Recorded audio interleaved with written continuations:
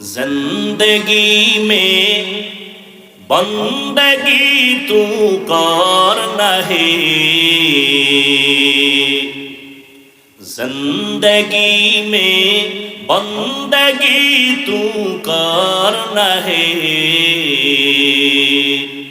जिंदगी में बंदगी शर्मिंदा है, जिंदगी में बंदगी शर्मिंदा है। খারাপ লাগে? এর সাথে একটা একতারা থাকলে একটু মজা পাইতি না? কারণ তোরা তো এখন সব বিয়ে হয়ে গেছে, বাংলা গানও শুনোস না। একটা যুবক মোবাইলে হিন্দি গান শুনে আর লাফায়, হিন্দি গানের অর্থ কি? আব্বাও বুঝে না, আমিও বুঝি না। কত লাফাও কেন? মজা লাগে।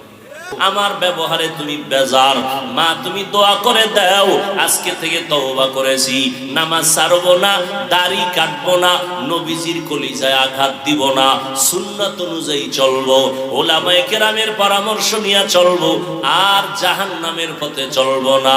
মা তখন দোয়া করে দিবে, আর সে আজিমের দরজাটা খুলে যাবে রে বাবা। ওই মা বাবার সাথে বেয়াদবি করবা না, ওলামায়ে কেরামের পরামর্শ নিয়ে নবীর তরিকায় চলবা। তওবা সবার কপালে নসিব হবে না। শুরুতেই বলেছিলাম নবীজির বয়ানে আবু জাহাল কালেমা পড়ে নাই, আবার দেখো তাকাইয়া নবীজির কল্লা কাটতে আসিয়া ওমরের মতো বান্দা কালেমা পড়ে ফেলেছে। এখনো সময় আছে, তওবা করে নাও।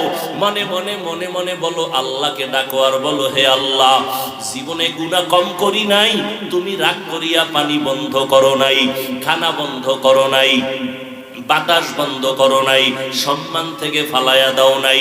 আজকে থেকে তওবা করে নিলাম, মরিয়া গেলে যাব, বেঁচে থাকলে থাকবো তোমার দয়া। তবে আর নামাজ ছাড়বো না, দাড়ি কাটবো না, বেপরদায় চলবো না। তুমি ডাক্তার হও, ইঞ্জিনিয়ার হও, প্রফেসর হও, সম্মান বেড়ে যাবে। মা বাবার দোয়া নিয়ে চলবা, কষ্ট আর দিবা না।